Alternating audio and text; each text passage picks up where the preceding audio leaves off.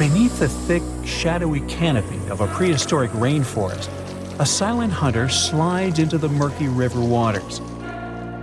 This is Titanoboa. Its size is horrifying, stretching over 40 feet long, which is about the length of a school bus, and weighing as much as a small car. It reigns as the largest snake ever known. This is around 60 million years ago.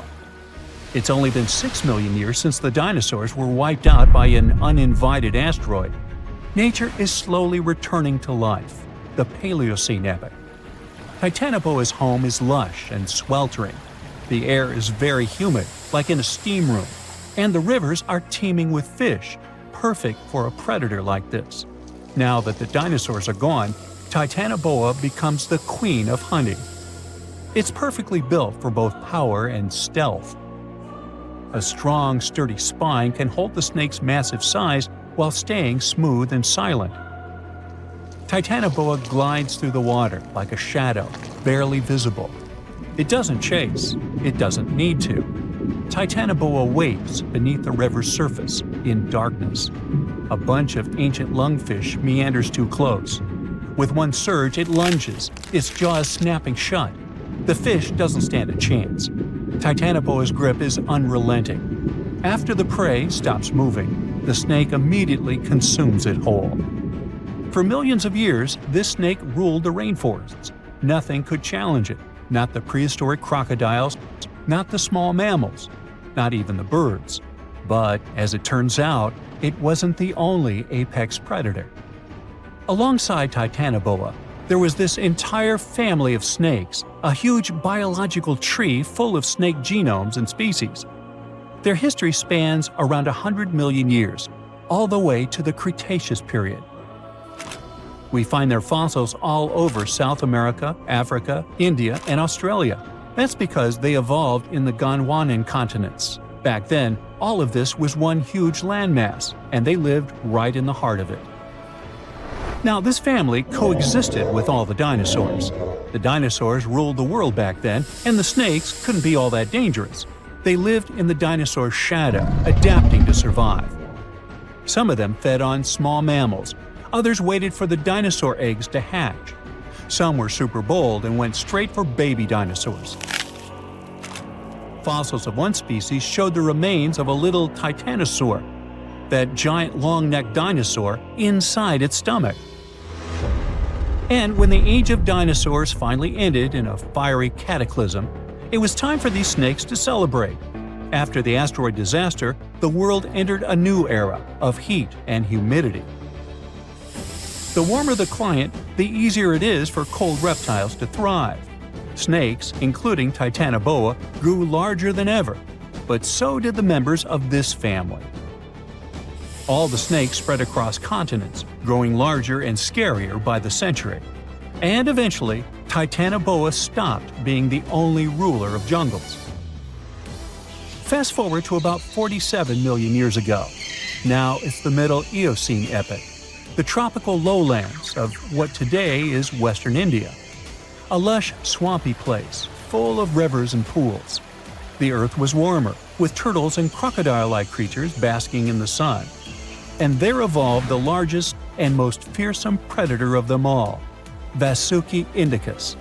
Even the name feels important. Vasuki, the serpent king of Hindu mythology, a colossal snake that's coiled around the neck of Lord Shiva, strong and loyal. And the indicus part is because the snake's fossils were discovered in India. Vasuki surpassed Titanoboa and grew to a jaw-dropping length of 50 feet, like a 4-story building. It also weighed as much as a small elephant. Unlike Titanoboa, who preferred to hunt in the rivers, Vasuki mostly hunted on land, though it still could venture into the water when needed. It prowled the marshy ground with quiet, calculated movements, blending with the dense undergrowth. Vasuki also ate crocodiles, massive turtles, and even early whales in local water pools. No one stood a chance. It had immense muscles and squeezed with unimaginable force. But the snake's jaws were much scarier. Unlike Titanoboa and today's pythons, Vasuki couldn't swallow massive prey whole. Instead, it ate them alive with its teeth, just like this. Fast and absolutely brutal, it was an apex predator of its time. And don't forget that we're not talking about one Titanoboa or one Vasuki. These snakes were part of entire populations. In the Paleocene, rivers were full of various Titanoboas. Some were younger, smaller ones, fighting for survival, while the oldest and largest ones dominated the waterways, in the same way as generations of Vasuki indicus competed with each other for thousands of years. Through the years, many siblings of this family got themselves a region to rule over. For example, alongside Vasuki, this big guy was thriving in northern Africa, in what is today's Egypt. Back then, this land was full of water and swamps. Before we learn more about other snakes, this one was considered the largest, about 36 feet long. That's still bigger than today's most powerful snakes, like the green anaconda. But then, we reached the Pleistocene epoch, from about 2.5 million years ago to only 11,000 years ago. Modern humans were evolving all over the world, and now the snakes had a new problem, an even worse one than dinosaurs. While we were developing brains, in Australia, there ruled the local king of snakes. Their names also come from legends. That's how indigenous Australians called their mythological rainbow serpent the creator of the world. It's like a problem of a chicken and an egg.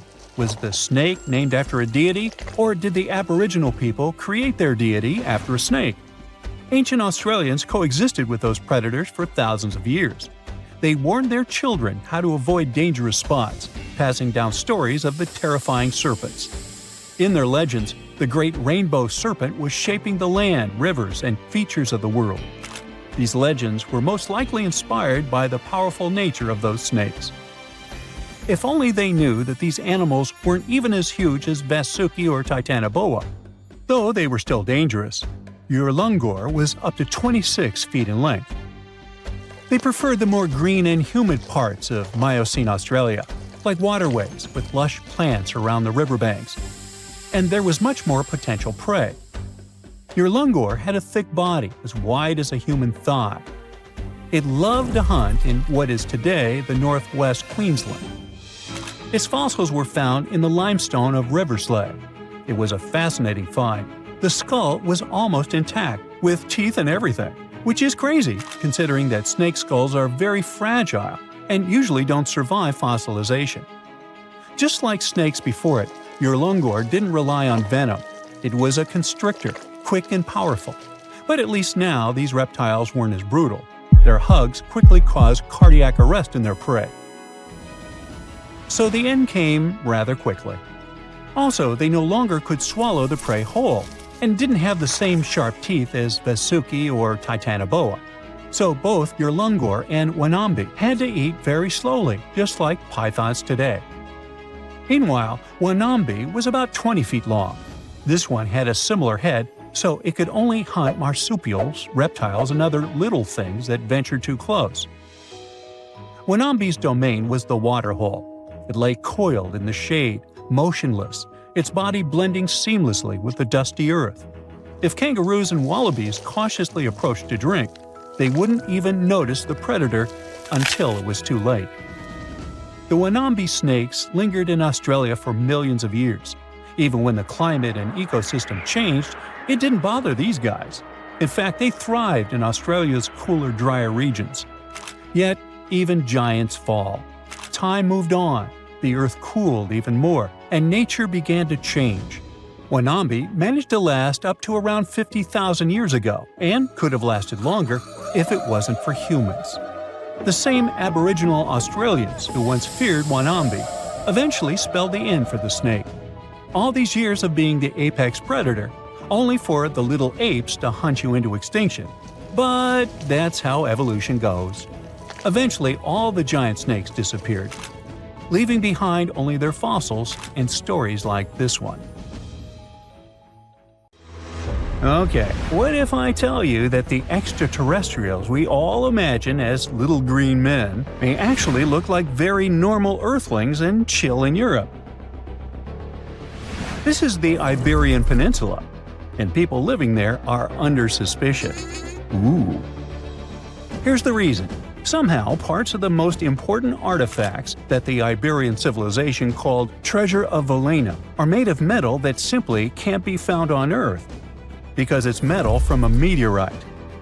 Now let's tackle this step by step. This is the artifact itself, and it's composed of 59 different objects. Bowls, bottles, and bracelets. Is there a pattern there with all those bees?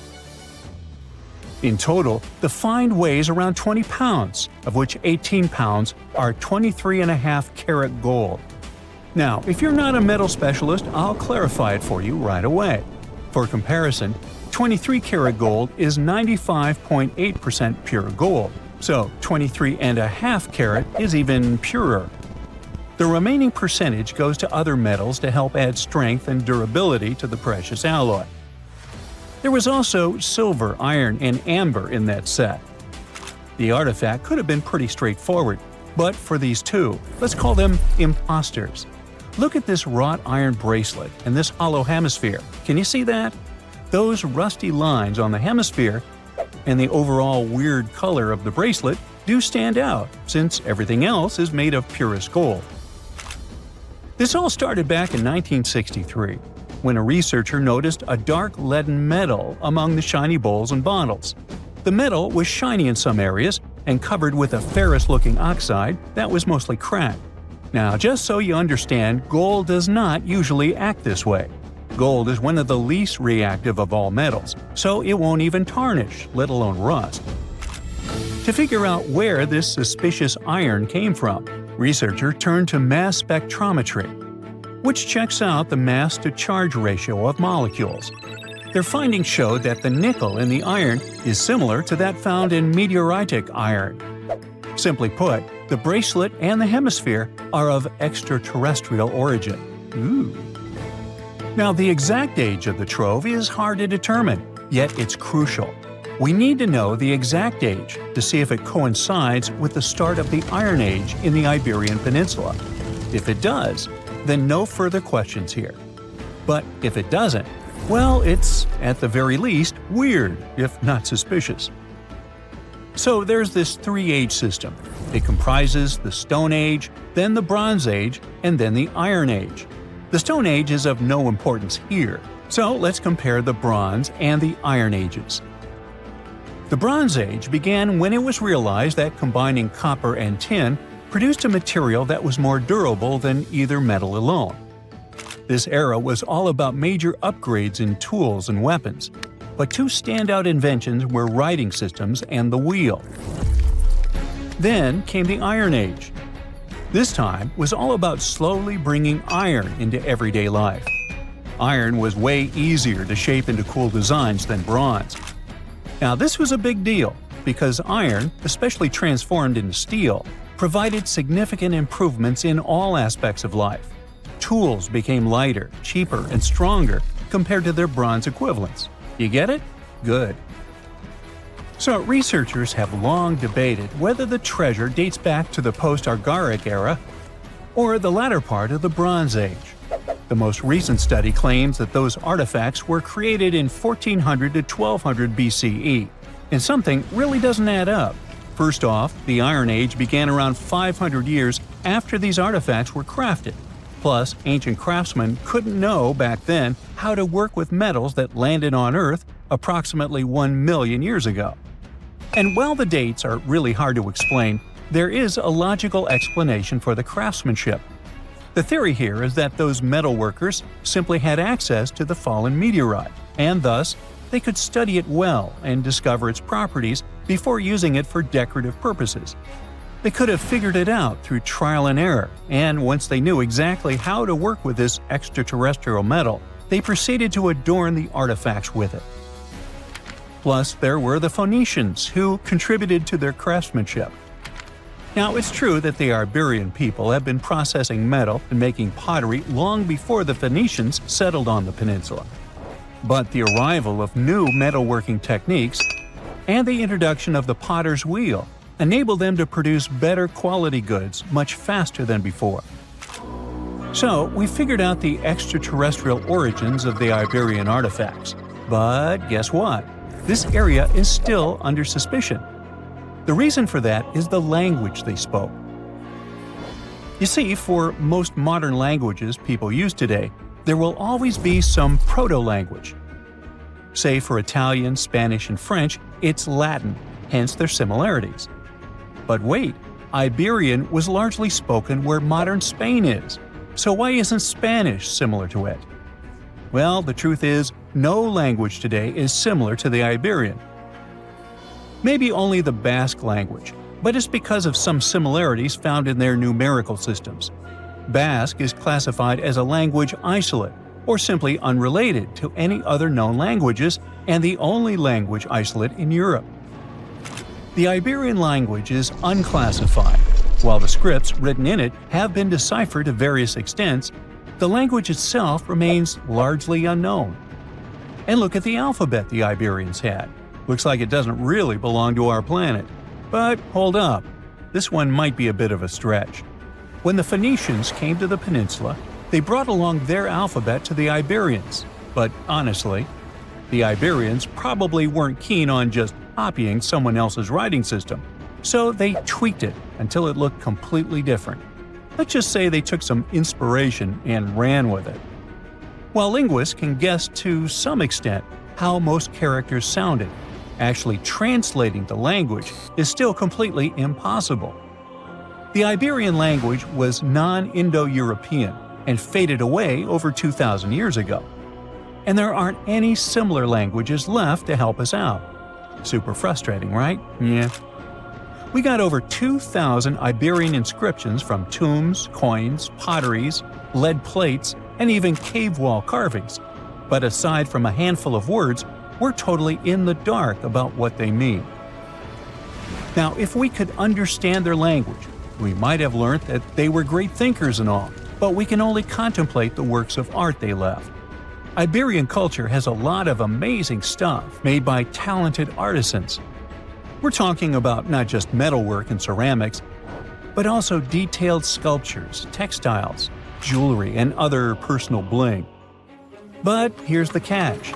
Making all those luxury items depended a lot on a big farming class. At the heart of Iberian society, most folks were involved in farming and taking care of livestock. Depending on where you were, the types of farming varied.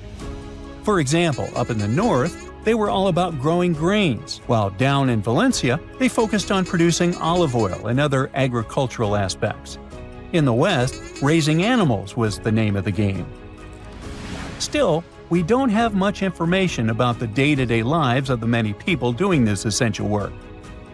Yet, on the flip side, we know a lot about the upper class of Iberian society, who control these agricultural resources and hire the artisans. By the 7th century BCE, we start to see a group of Iberian princes who were living the good life, trading with the Phoenicians and enjoying fancy luxury items. You can spot this elite class in their burial practices. Cremation was the go-to method for funerals among the Iberians, and wealthy individuals were often found in cemeteries with all sorts of lavish goods and funerary sculptures that give us a peek into the fashion and hairstyles of the rich. Interestingly, starting in the 6th century BCE, there was a noticeable drop in the number of recognizable burials, which suggests that these elaborate funeral customs became more exclusive to a small elite. Meanwhile, the fate of the majority, farmers, artisans, soldiers, and laborers, who made up a big chunk of the population, remains a bit of a mystery. It used to be a pretty advanced civilization, but it vanished without a trace. Researchers think it could have been due to some massive earthquake, but so far, we don't know for sure. In 2025, humans will have a unique opportunity: travel to the moon. So far, only 12 people have walked on Earth's natural satellite, but a private company is offering tourists a chance to change that. If you are hog-stinky rich, You can pay $750 million to spend several days exploring the moon and watching Earth from a distance. You can even join unique scientific experiments. Now, humans also want to build their forever homes on the moon. In fact, NASA believes that North Americans may have their own share of the moon by 2040. And you don't even need to be an astronaut to buy a plot of land on the moon. Of course, billionaires are already making plans. Their first idea is to exploit natural resources. The moon is packed with stuff that is rare here on Earth, like helium-3 and many rare Earth minerals, or more precisely, rare moon minerals. But I digress. Hey, if you can get your hands on some of it, you may get even richer. First, helium-3. It's great for clean nuclear energy, but it's super rare on Earth because it escapes into space. The moon, though, has tons of it, enough to power Earth for 1,000 years. Rare earth minerals are not actually rare on Earth, but they're hard to mine because they react with oxygen. On the moon, hey, there's no oxygen, so we could easily get loads of these materials to make better tech, like electronics and batteries. Scientists aren't thrilled about this. For the first time, they have a chance to explore 4.5 billion years of space history. Because the moon's soil has stayed the same for billions of years. Studying its rocks could reveal lots of secrets about the universe's origins. But if billionaires mine the moon and destroy these rocks, all that knowledge could be lost forever. Another problem with exploring the moon is the size of it. The moon is big. But the best spots, the ones with water and sunlight, are limited. Most of the lunar surface is dangerous because of earthquakes or moonquakes, radiation, and meteorites. That means tourists, scientists, and mining companies would be elbowing each other in 3 small regions.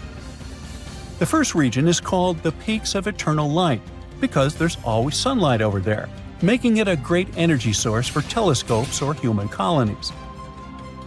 The second spot is the far side of the moon. Here, radio signals from Earth are not so strong. It's not just peaceful and quiet there. It's also a great place to set up a telescope and study the universe. The third place is called the Pits of Eternal Darkness. It's where all the trolls on social media go on vacation. Nah, it's really because no sunlight reaches that area. This place is even better for scientists because they can use special astronomy tools to study the most distant parts of the universe. This is also where you can find about 1 billion tons of water. If scientists could visit the moon and study it, they would make amazing discoveries. But today, there are no international laws protecting space.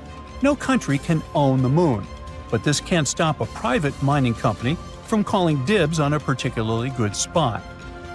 In the past, a bunch of nations signed the Outer Space Treaty, and they agreed that space exploration was supposed to benefit all humankind. But exploring it is not cheap in the first place. Taking a single gallon of water from the moon to the Earth is extraordinarily expensive, and I bet not everyone can afford that. Human activity on the moon is also extremely dangerous because it might change its atmosphere. Now, to understand it better, let's look at the surface of the moon. This floating rock has many craters that have been forming for billions of years. When a meteorite crashes into the moon, fine dust called regolith, with particles so tiny they can cut like glass, rises into the air. This process once created the atmosphere of the moon, and this atmosphere is quite different from the atmosphere of Earth. A big rocket landing on the moon can launch this fine dust into the lunar sky. And the difference here is that the space objects crashing into the lunar surface are actually gentler. A rocket landing is so intense it can increase the number of atoms in the sky 100,000 times. If the number of atoms in the atmosphere grows, the air turns into a dusty plasma. This means that you'll be breathing in air as toxic as the one that poisoned miners in the olden days. Such an atmosphere could end space tourism too, because it makes electronics malfunction and machinery shut down. Well, truth be told, our own presence on the moon is already dangerous. When scientists discovered water on the surface of the moon, they were super excited to study it. This was their chance to understand where this water came from, and even figure out how water appeared on Earth. But when our spacecraft land on the moon, outgassing occurs. This means that the water on the surface evaporates. This evaporated water can contaminate the water on the moon, ruining all scientific data. Because when astronauts take a sample of the lunar water to study it, they will get the water from Earth they have brought along. Bummer, really. And it's not just the water we contaminate, it's everything. A spaceship can carry any living thing from Earth to the moon. It can also bring extraterrestrial life forms back to Earth. This type of contamination is extremely dangerous because it can put human lives at risk. Something similar happened when Europeans were exploring unfamiliar lands they came upon in the Americas. They accidentally introduced new microbes to the natives they met. And since the immune systems of the native population were not used to those new bacteria and viruses, they got sick and worse. At the same time, Europeans also became ill with diseases their bodies didn't know about yet. And even though moon tourism is not happening yet, humans are already littering the lunar highlands like their own backyard. In 2024, an artist named Jeff Koons sent a sculpture to the moon. The sculpture is a transparent box filled with spheres, and it got to the moon thanks to a ride on a SpaceX Falcon 9 rocket. In each sphere, Koons engraved the name of a human he considered super important to humankind, like Aristotle, David Bowie, and Leonardo da Vinci. Thankfully, you don't have to go all the way to the moon to see this sculpture. You can purchase an NFT of each sphere. Or not. Back in 1971, the crew members of Apollo 15 also left a couple of things on the moon. A figure created by a Belgian artist and a commemorative plaque to honor other astronauts who couldn't be there. And it's not just art that humans dumped on the moon. If you take a walk, you might just stumble upon 413,000 pounds of materials left behind, including a gold olive branch, a falcon feather, a silver astronaut pin, a Bible, some golf balls, a hammer, and even leftover urine collection kits. Most of this stuff was left behind by the astronauts that explored space between the 60s and 70s. So you can find moon rangers, lunar probes, and orbiters that are decades old already. Now, to be fair, bringing back unnecessary equipment costs a ton of money. And back in the 60s, their priority was the safety of the astronauts. The sad truth is that the moon is already turning into an extraterrestrial landfill, and we don't even live there yet. But now we want to settle there, so NASA is trying to get rid of all this trash. The good news? Hey, you can be part of this process. The space agency launched a competition called the Luna Recycle Challenge. And if you want to join it, you must find ways to reduce the amount of litter produced and recycle it into materials that can be used for space exploration. To win, you need to develop a way to completely recycle the trash that is on the surface of the moon. You will help science and win $3 million. And if you get this sum, well, you might finally afford a ticket into space. In 1936, British Egyptologist Walter Brian Emery found a small object in the desert that made people debate whether it was an elaborate stone model of a flying saucer or even a hyperdrive from a spaceship that belonged to some advanced civilization that visited the Earth. Emery spent years excavating sites along the Nile River Valley, especially in the huge ancient necropolis of Saqqara. He found countless treasures from ancient Egypt, and the most bizarre one was definitely from the tomb of a high official, Sabu. Historians don't know exactly who he was for sure. Some sources say he was a king's son. His burial at Saqqara means he was an important figure in the royal court. There are no records from this early period he lived in, so Sabu's role and fate are still a mystery. Inside his tomb, scientists found 7 funerary chambers, each filled with traditional grave goods: animal bones, flint tools, pottery, ivory objects, and stone bowls. And then there was a strange, broken artifact that became famous as the Disc of Sabu. It resembles a shallow, round-bottomed bowl, but with 3 delicately carved, curved lobes spaced roughly 120 degrees apart around its perimeter. These lobes are separated by 3 holes, and at the center, there's a thin tube. The material used to build the disc is meta-siltstone, or schist. This type of rock is fragile, highly porous, and super difficult to carve. It flakes easily and crumbles under pressure. So how they made the disc out of it with rather simple stone and copper tools from 3000 BCE is still a mystery. The next big question is why they decided to bury Sabu with it.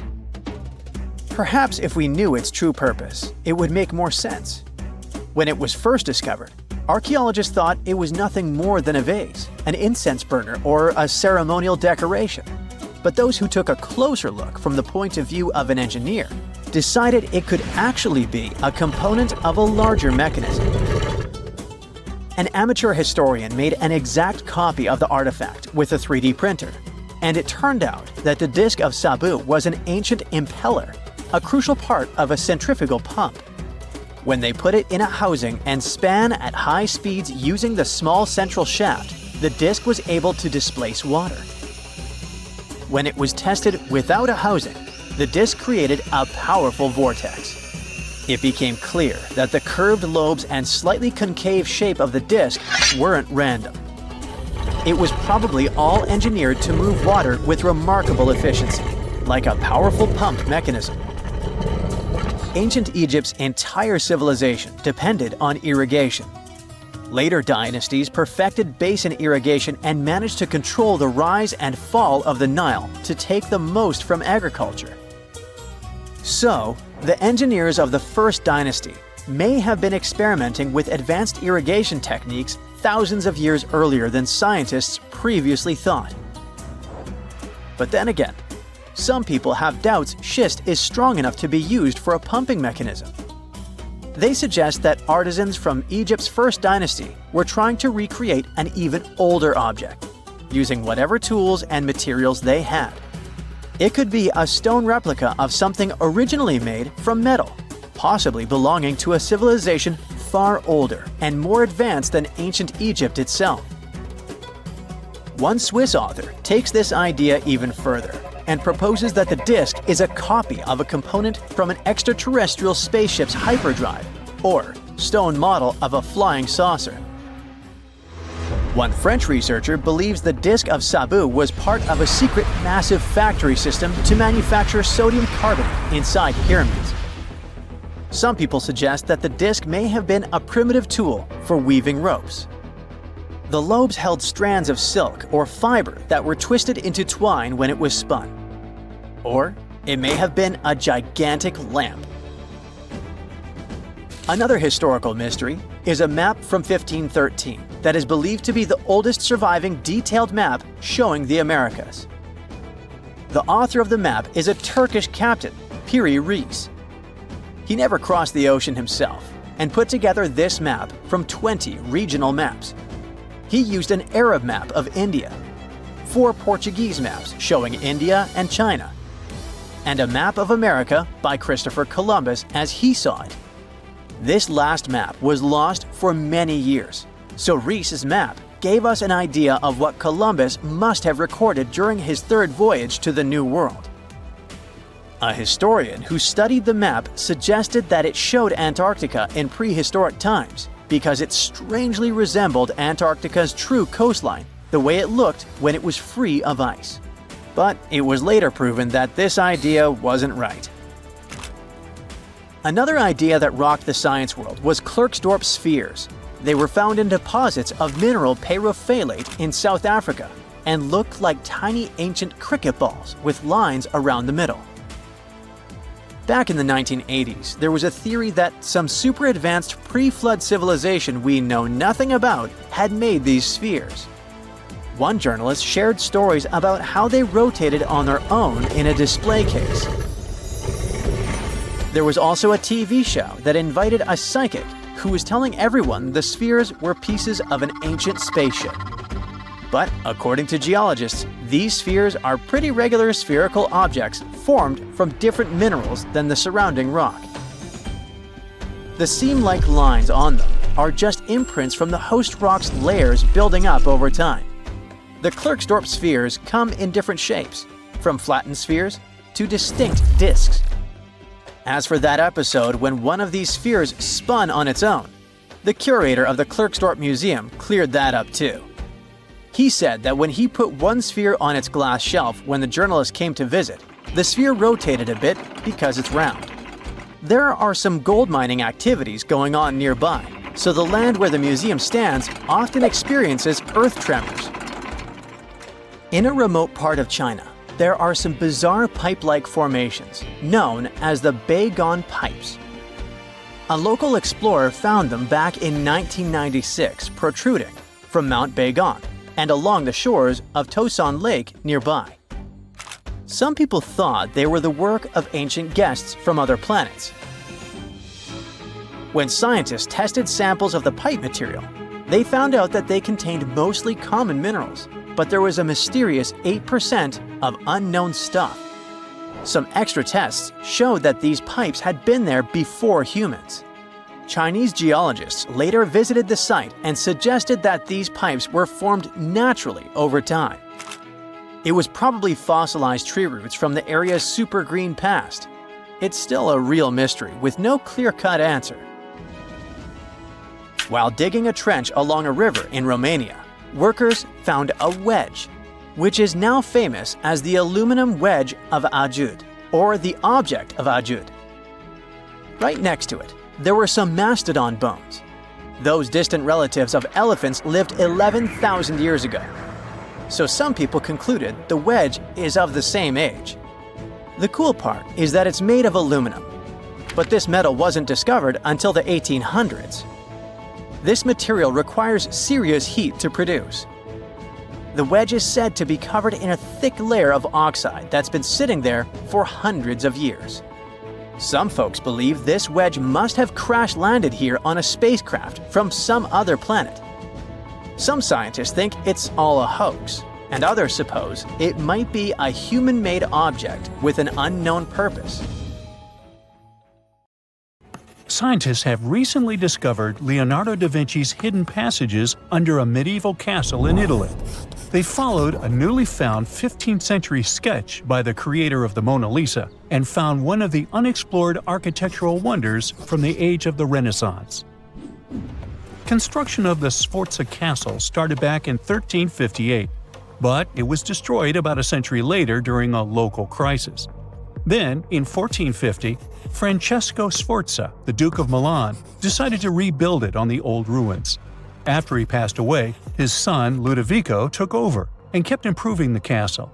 He brought in some of the best artists of the time, including Leonardo da Vinci, to decorate its walls. We can still see Leonardo's frescoes today in the Room of Wooden Boards. While he was working at the castle, da Vinci also recorded some historical underground passages hidden beneath the outer wall. The drawing, dated between 1487 and 1490, was found at the Institut de France in Paris. The sketch is highly precise, and it proves that Leonardo was really interested in fortification design and was great at documenting existing structures. Historical records show that Ludovico ordered the building of an underground passageway that led straight to a basilica, where his wife was buried. Ludovico married Beatrice in 1491, and they had a happy but tragically short marriage, as Beatrice passed away while giving birth in 1497. The Duke locked himself away for weeks, grew a beard, and wore only black clothes while he was mourning his beloved wife. The secret tunnel may have stretched over a half a mile and would let Ludovico visit her grave in private. It could have served as an escape route if the castle was ever under siege. The existence of the tunnels remained one of the mysteries of the Renaissance for years, as no one knew for sure they were there. But now, scientists finally uncovered the secret history. They used a combination of ground-penetrating radar and laser scanning to build up an accurate 3D model of all the structures under the castle. They found the tunnels da Vinci alluded to in his drawings, and it looks like they may have only been a small part of a whole system of historical underground passages. The goal is to create a complete digital twin of the castle that will not only show all the preserved constructions, but also the ancient ones that are no longer visible. They also plan to add augmented reality to the virtual paths to let visitors discover Leonardo da Vinci's hidden passages. Now, we don't know if the genius actually took part in constructing the hidden passages that scientists recently discovered, but we do know about some other Leonardo da Vinci inventions. He created the first satellite-like map in 1502, long before photography or satellites were even a concept. A famous figure in Italy, Cesare Borgia, invited Leonardo to a small town called Imola, near Bologna, to create a highly detailed map for him. Back then, maps were not very precise, as no one had figured out how to show exact distances on a smaller scale. Instead, people spent a lot of time decorating them with dragons, roses, fancy castles, mountain ranges, flowers, and other artistic details. These maps look more like beautiful paintings meant to be displayed, rather than practical tools for navigation. But Cesare Borgia wanted something truly functional, and Leonardo managed to create something revolutionary in the field of cartography. If you compare satellite images of Imola today with Leonardo's map, the similarities are striking. He captured every alley, curve of the streets, roadways, and even the exact sizes of the buildings. And he did it all by hand, using just a pencil, ruler, compass, and several of his own clever inventions. To gather all the necessary data, the genius walked through the streets for weeks using a large wheel that spun as he moved, recording the distance with a cable. Using the magnetic compass, he determined precise directions. He also developed a tool called the bussola, which measured angles inside a circle. With this, he could track the exact turns of each street and the size of the intersections. He figured out the distances between houses and major roads. Then, back at home, he used his notes and calculations to draw the map to scale with incredible precision. In his work, Da Vinci also used a technique developed by Florentine humanist Leon Battista Alberti. He created a mapping method where you could place an entire city inside a circle using polar coordinates. At the center of the city, 8 straight lines met, representing the main directions of a compass. Leonardo used this system to divide the town into 8 sections. He didn't overlook even the smallest buildings, which made his map one of the most advanced of its time. The Italian genius had a big dream to build a machine that could let people fly.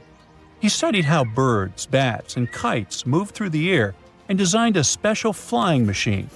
He believed that if he could copy their movements, humans might be able to soar like them.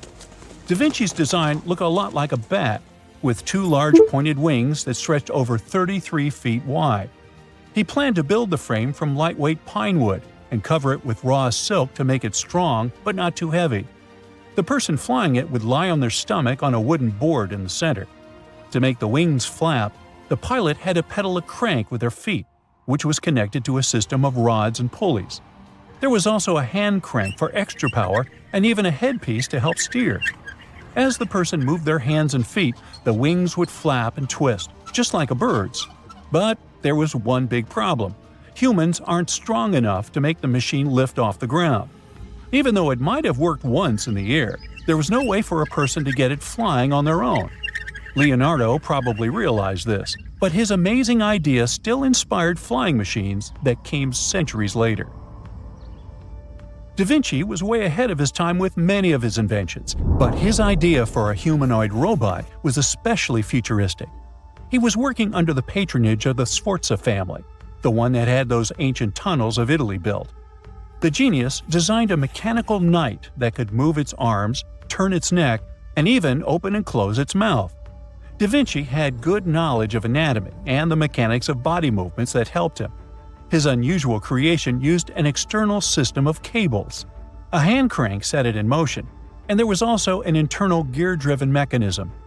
About 450 years later, Da Vinci's detailed sketches of the robotic knight were rediscovered in the 1950s. Several researchers tried to recreate the robot from those sketches.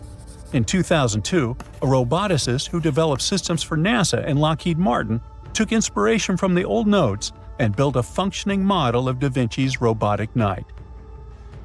Another design Leonardo created for Duke Sforza was a special kind of bridge that could be taken apart and carried easily. It was made for defense forces who needed to cross rivers or moats while traveling. This bridge would swing across the water and land on the other side. It had wheels and used a rope and pulley system, so it could be set up quickly and packed away just as fast. To keep it steady, it even had a special weight to help balance it. Leonardo wrote in his notes that the bridge was light yet strong, and he designed several bridges like this for the Duke. One of his other designs was a bridge that could be built very quickly, and the defense forces would move across multiple rivers. As scientists continue to study Leonardo da Vinci's hidden passages, they reveal new chapters in human history. Who knows what other unexplored architectural structures they will find? Scientists have finally solved the Loch Ness Monster mystery. Here's the spoiler, you ready? It's not a real monster. It's probably a dinosaur that survived through the ages, or just a bunch of debris floating on the water. Thanks to many findings on the Loch Ness creature, we have proof of another story to tell you. It was 1933 when a man named George Spicer and his wife were driving along the shores of Loch Ness. That's when they saw something massive with a long neck moving across the road. It looked like a creature straight out of the prehistoric era, a dinosaur-like beast unlike anything they'd ever seen. That was the moment that Loch Ness monster theories started spreading around like wildfire. One of the most famous Loch Ness monster sightings came just a year later, in 1934, when a man took a photograph that became the most well-known image of Nessie. That's the nickname she was given. She? Anyways, the photo, known as the surgeon's photograph, showed a long-necked creature rising out of the water, and for years it convinced people that the monster was real. But years later, the truth came out. One of the men who helped take the photo confessed it was all a hoax. The photo had been staged after all. When the photo was published, it had been significantly cropped. This made the animal in the picture look much bigger than in real life, fueling the theories that the Loch Ness Monster did in fact exist. In the 1960s, one of the first big scientific attempts to investigate the mystery of the Loch Ness Monster happened. A research team took sonar equipment to the lake and spent hours scanning the waters in search of evidence of large creatures. What they found was puzzling. They recorded several objects moving deep in the loch, or lake, with no clear explanation as to what it was.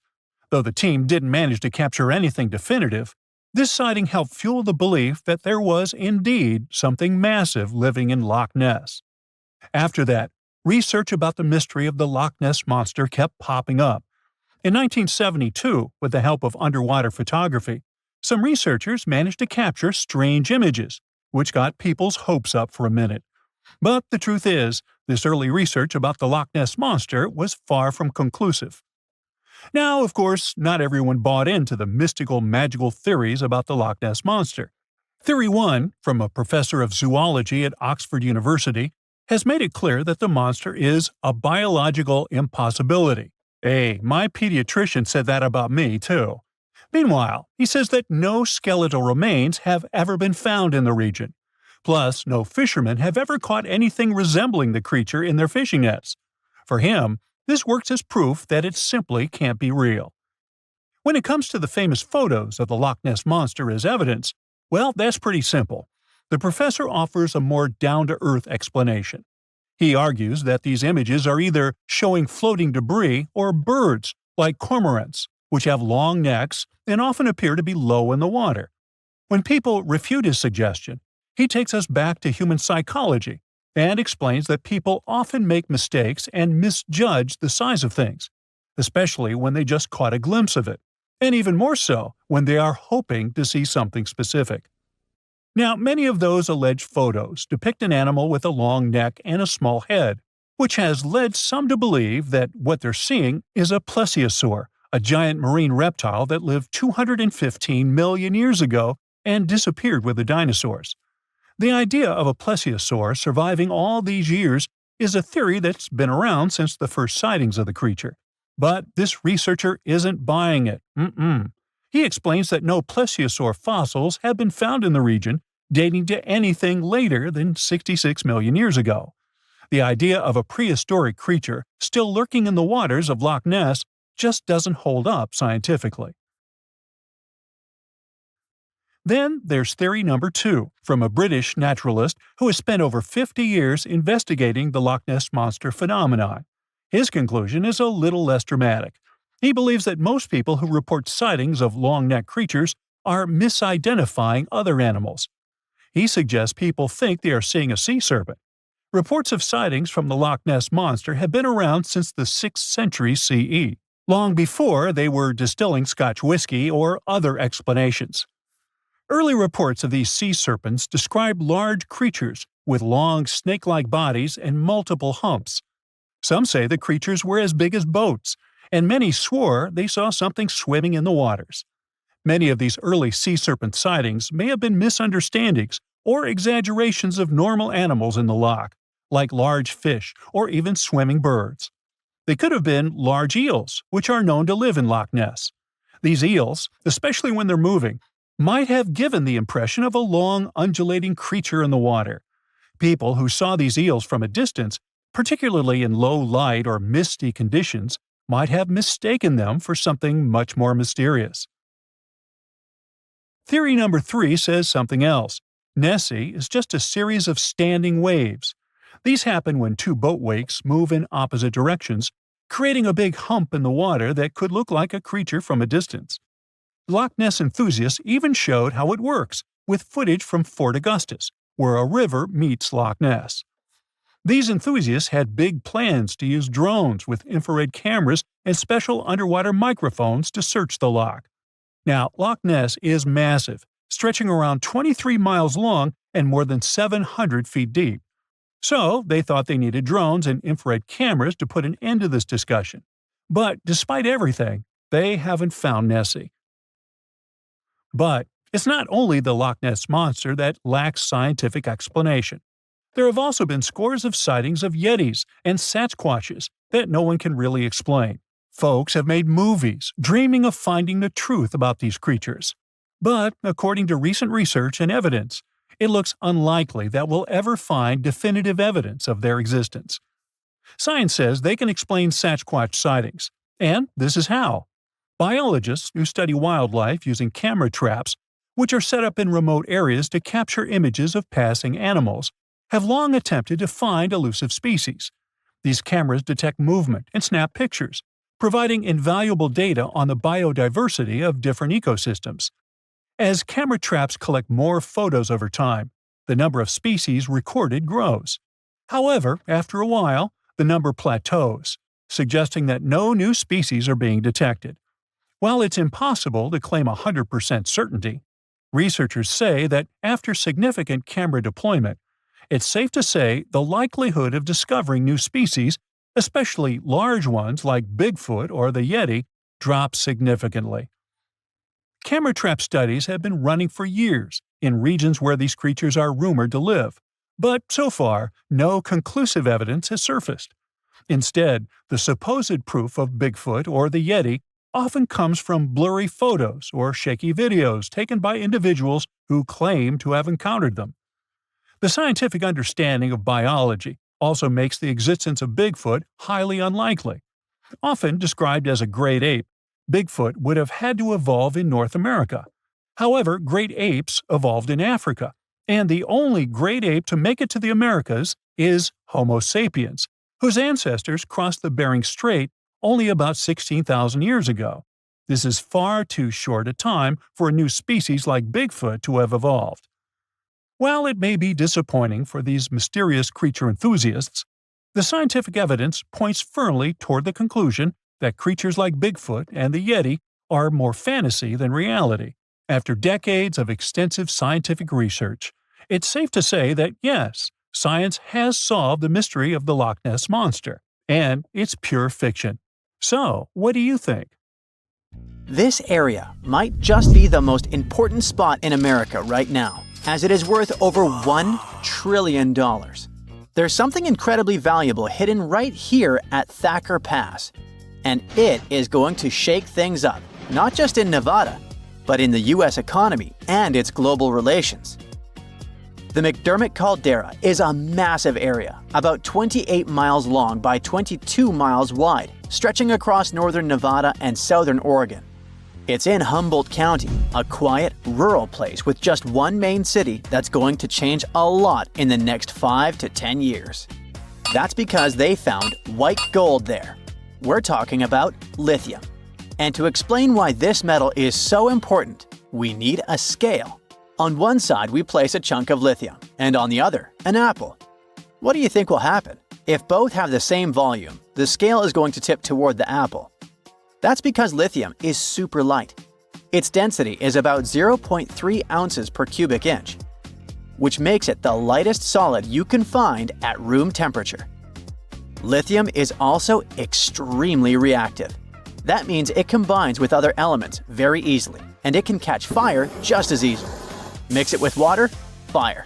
Expose it to air, yep, fire again.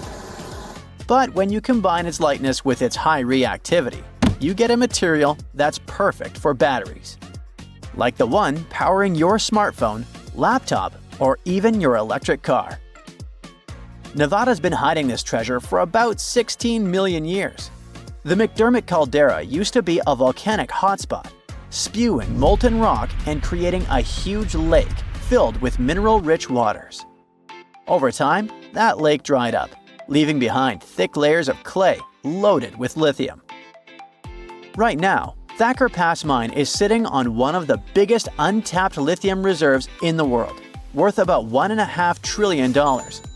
If everything goes as planned, they expect it to produce about 40,000 tons of high-quality lithium a year.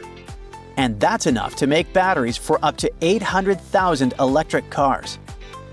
Like I mentioned earlier, this metal is the backbone of modern batteries. And with the world racing toward green energy, the demand for lithium is skyrocketing. Since 2020, its price has gone up more than 10 times, making it the most expensive battery metal in the world. That means it's way more expensive than magnesium, nickel, cobalt, and other materials used in rechargeable batteries. Right now, we're using about 1.16 million tons of lithium per year, and roughly 85% of it goes into making batteries, mostly for cars. Between 2030 and 2040, experts think we will need to double the money we're putting into production, from $94 billion to $188 billion.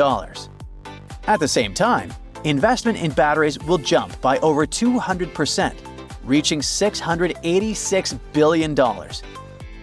Finally, by 2050, the demand for lithium is expected to be more than 10 times higher than what we're producing now. Sorry, I know that's a lot of numbers, but I just want to show how important Thacker Pass will be for the whole world. This mine is going to be key to keeping everything running.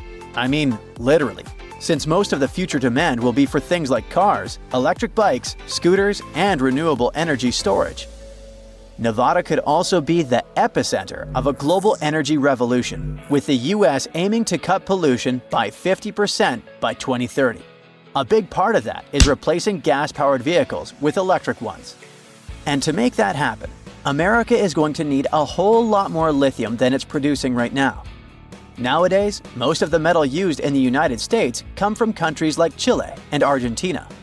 So if America wants to be a leader in this market, it really needs to invest more and more in projects like Thacker Pass. But there's another challenge. Finding lithium in a mine is one thing, but refining it is another story. Just like diamonds are carefully cut and shaped to bring out their sparkle and sold in rings and necklaces, something similar needs to be done with lithium.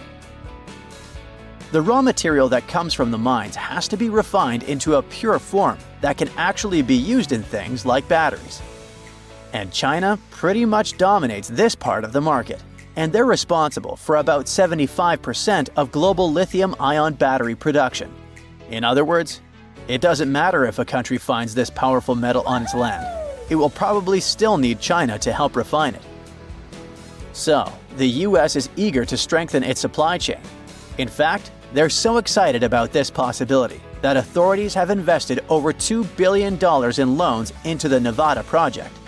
Because of that, Thacker Pass could make the US a leader in lithium production worldwide.